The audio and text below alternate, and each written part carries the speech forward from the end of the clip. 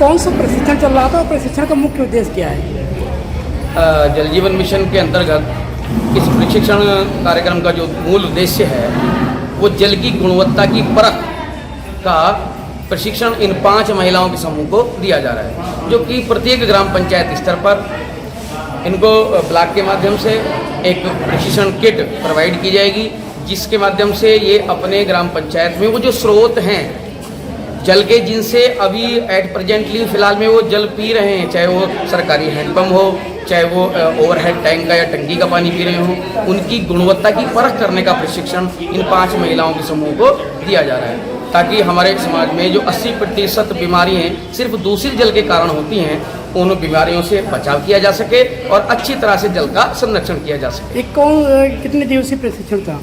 ये 2 दिवसीय प्रशिक्षण होता है यहाँ इस ब्लॉक में। ये भी 2 बैच में है। आज दूसरे बैच का समापन हो रहा है। एक बैच में लगभग 200 महिलाओं का प्रशिक्षण हुआ है। लगभग अब तक 400 महिलाओं का प्रशिक्षण हो चुका है। अब तक लगभग 400 से कुछ कम 300 से अधिक महिलाओं का प्रशिक्षण लगभग हो चुका है।